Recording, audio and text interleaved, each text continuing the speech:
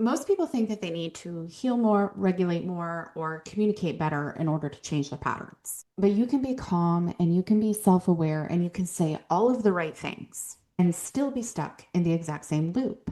Because the issue isn't just how activated you are, it's what your system is organizing around for safety. So today I want to talk about what it actually means to be internally oriented, because this is the shift that actually changes your behavior.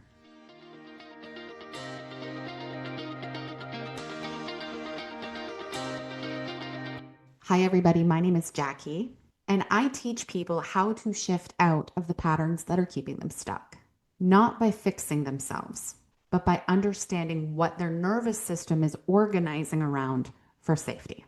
So, most of us are taught to focus on healing. You notice a pattern, you process it, you understand it, you regulate. And all of that helps, but the pattern comes back. And then that's when people will say that healing is cyclical. But what I started to see is that it's not just something that is unresolved.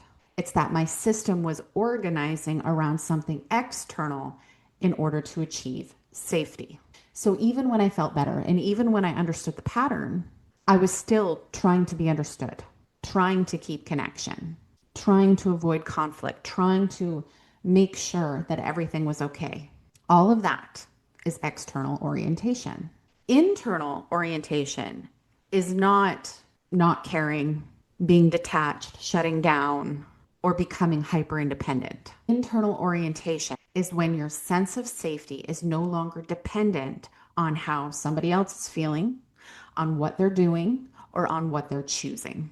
It means that you can stay with yourself when somebody is upset. You can tolerate being misunderstood. You don't rush to fix or explain or secure the connection. You're not organizing your own behavior around getting a specific response. And this is the important part. It doesn't mean that you no longer feel the pull. The pull is absolutely normal. The difference is that you don't act on it automatically. So let's make this really real. Example number one, over explaining. You're in a very difficult conversation and you feel the pull to clarify, to explain more, or to make sure that they get you. External orientation is I need them to understand in order for me to feel okay. Internal orientation is I feel the pull to explain and I'm choosing to stop here. Example number two, waiting for a response. So you send a message to somebody and now you're checking your phone, you're wondering if they're upset, you're replaying what you said. External orientation is I feel okay when we are good. Internal orientation is I don't know what they're thinking and I'm staying with myself anyway. And example number three, your partner is overwhelmed. They're spiraling, they're stressed, they're dysregulated. You feel the pull to fix it, to calm them, to step in and to take responsibility. External orientation is I need to help them regulate so that I can feel settled. Internal orientation is I care, but I'm not abandoning myself in order to manage their state.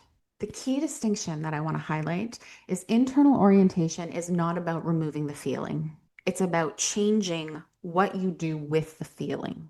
So you will still feel the urge to fix, the urge to chase, the urge to explain, the urge to control, especially in the beginning as you're rewiring these patterns. That doesn't mean that you're doing it wrong. It just means that you're human. So the shift is, am I organizing my behavior around that pull or not? When your orientation changes, your behavior reorganizes without force.